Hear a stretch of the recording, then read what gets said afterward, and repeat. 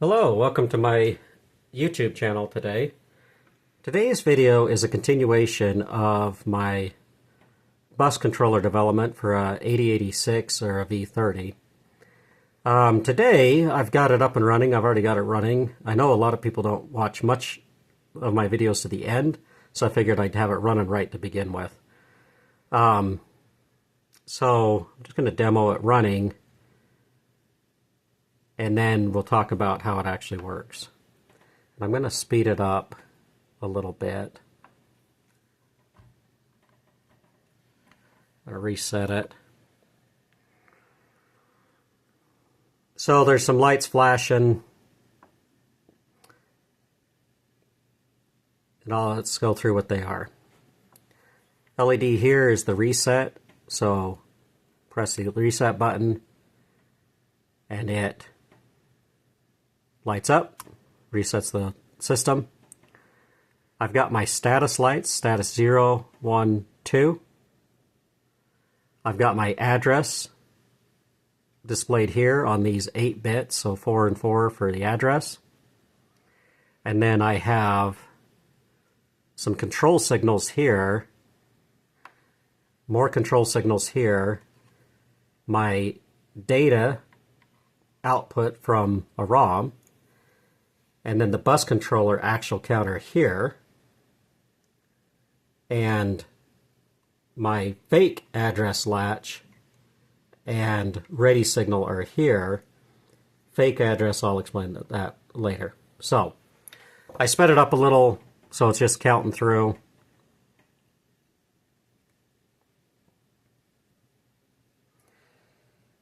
And what we're actually doing is reading from the ROM, and this is only 8 bits. Keep in mind the V30 here is running a 16-bit external bus, but we're getting all of our code from an 8-bit ROM. So the ROM, what it's going to do is it's going to read the even byte first, so let's just call it address 0. It's going to read it into a latch it, and then it's going to increment the address by 1, so address 1, and it's going to read it to this transceiver. It doesn't need to latch it because now you have both 0 and 1 displayed, and then through the wires here it goes into the bus. So processor, address bus, data bus, ROM, the output from the ROM, and then I have here is the bus controller, and this bus controller requires 2 ROMs. I'm using an LSO4 to invert some signals, and a counter, and I'm only using 1 counter. That's all it takes, so 4 chips to implement this ROM. Now, there is some added bus control chips here, and I'll talk about those kind of as we go along. These chips here are just nothing but to slow the processor or the clock down so we can see it work. So the bus controller, it is triggered by the address latch off of the 8288. When it latches, it resets the counter, and then it just starts counting 0 up through F. And it'll just keep repeating forever. But it counts up through these ROMs, what would be referred to as like microcode, and the ROM's output put out the signals to control the bus controller. To determine what we're doing, though, your status is input, and I've got the status lines here. Now they're latched. This is important. I latch these because I don't want to be counting up and have these change on me while I'm counting up through a bus cycle, so it's latched. That's kind of important. So these come through, and they're actually connected to address 15, 14, and 13 on each ROM. So each ROM is connected to the exact same inputs. The only difference is one is controlling 8, like certain signals, and the other one's controlling other signals. So the address latch enable triggers, and these start counting up. And based on what the status is, it's going to count up through some microcode. And let's slow it down. I'm going to reset it. I do have an external ready line, so I'm just holding it ready right now. So right now, we're in the very first step. Address FFFF0 is displayed, and we're just displaying the lower 8-bit, so F0 is displayed. And that's all that's decoded on the ROM. What we have is on the status, we have status 2 is lit up, the other two are low, which is code access is what that's asking for. The counter's low. The ready signal is actually showing. Sorry, that's not the ready signal. That's the fake address latch. So this address latch would go to the ISA bus. I only just put it on there just to demonstrate that it's latching. This here is the ISA address 0. Address 0 on the ISA is not the same as address 0 coming off the processor. Being an 8086, it's going to be reading 16 bits at a time, so it's going to go in even increments. So address 0 needs to be controlled separately, and I'll demonstrate. So I'm going to let go of the ready now, and you're going to see this count up. So count. This is very slow count. Now, so the address latch dropped. Now, my bus has been enabled. The DTR is low. Now, that's the latch from the data from there.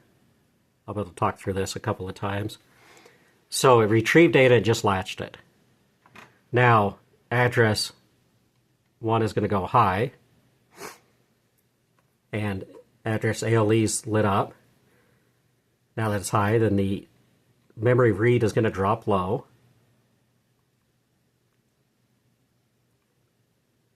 Memory read just dropped low. And it's just reading out 0. So we did EA, which is jump far, and I just did 0. And it's going to count through this. This is very slow speed. So now we just read in and we're reading in, so F2. So it's even. And the ISA address 0 is low. Read is going to drop. The latch is going to latch.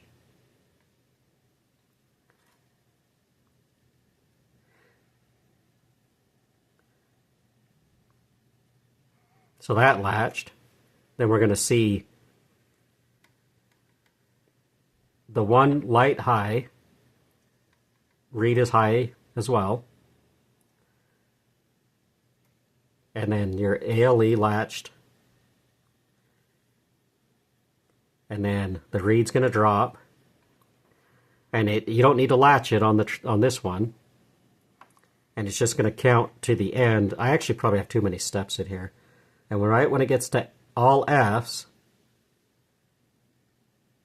it's going to go blank on us. And that just ended that cycle. And now we're on to step 4.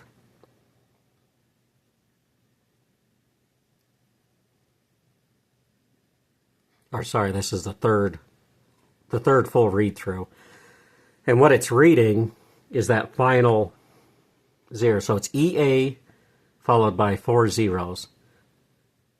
And it's going to read the full 16. It's just filling the queue.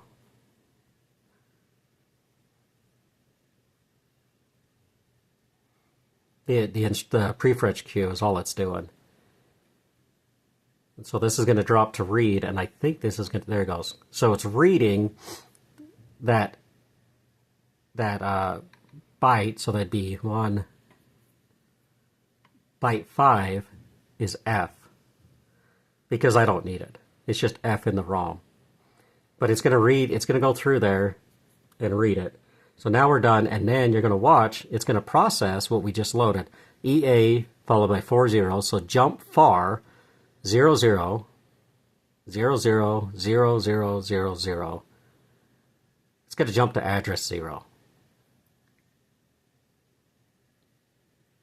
It's reading in another, and it's just F. It's reading in another one. It's just filling the queue right now.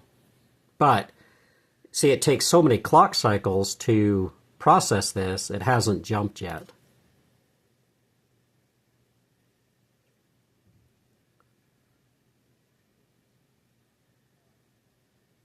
It should jump after this read. So we're reading the odd byte right now out of the ROM. Now, while we're waiting for those to read, well, it's about to jump now.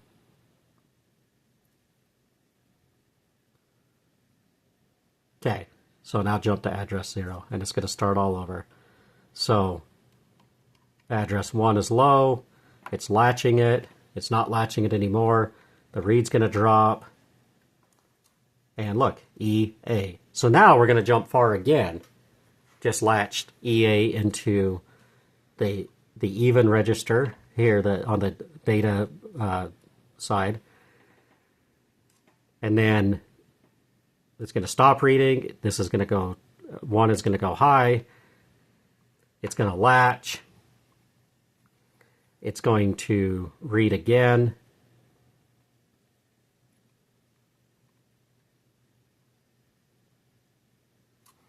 And it's reading through the transceiver to the odd data side, data 1. So these two LEDs here, this is just data enable and DTR. You're not seeing them do much. I think between cycles, yeah. Between cycles, they go high, which is what they need to do. And then this is data enable, and this transceiver is not currently being used. But this is a straight across for like a 16-bit read. And I would need to have one more of these on the even side. So there'd be, you're going to have 2 that are paired together for an 8-bit read and 2 that are paired together for a 16-bit read. And if you ask, well, what about the single 8-bit reads from the high or low side that are straight across?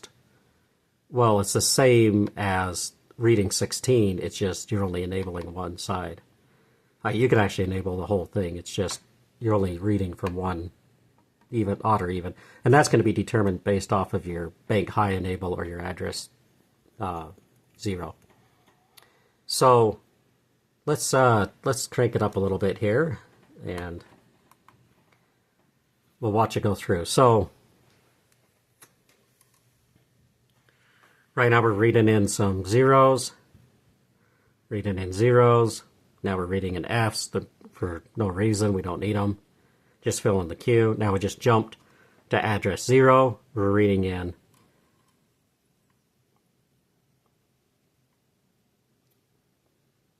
some Fs. Okay, there's EA for address 0.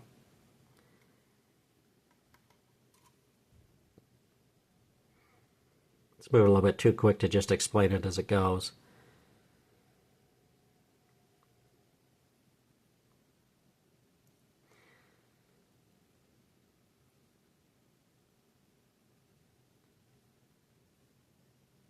Now let's show this at full speed. I'm going to shut it off. Let me get this on. Now this is synchronized with the processor clock. Okay. There you are. That's it running at full speed. Nothing blinks. Now you can ask, do we know if it's working? Because at full speed things may not be timed right? And it could crash on us. Well, I say it's working. The reason being is your status lights are not changing. You have status 2. You know, these may be going high for a quick second, but it's staying on status 2. And then if you look at your address, the address 0 never lights up, and this one never lights up, which if you remember walking through it, they never lit up in the count. So I would say that is functioning. So to kind of recap this, 8284 clock running at 20, it's got a 24 megahertz crystal outputting 8 megahertz. V30 strapped in maximum mode. Data lines coming out, so data port 0, data port 1. We've got our address latch here. I've got an address latch here for the, so I've got 20 bits of lines latched, and then I'm latching bank high enable, and I'm latching status 012. So everything is here to run an actual full 1 megabyte. Not any room on the board though. So anyway, to continue down here, we got an 8288 bus controller. I'm only using the ALE off of this, and it's inverted. It's used to latch the address, but it's inverted to reset the counter. And this is an LS161, and it's counting through address 0 through 3 on the 2 ROMs for microcode. And these step through using these one transceiver and a latch. And one note, this latch is actually upside down on the board, and that's just so that the wires are going the right way here, so I'm not crossing over it.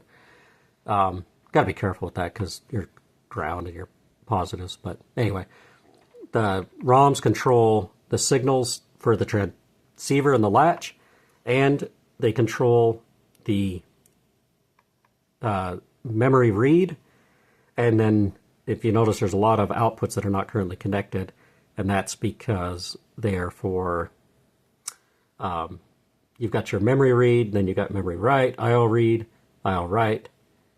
Forget what that one is, but we just don't have everything connected on here. So it takes a total of 4 chips to run the bus, and then 2 transceivers, which you would need for a 16-bit bus, an extra transceiver to cross over from the high to the low, and a latch to latch the low side when you're reading 8-bit to 16.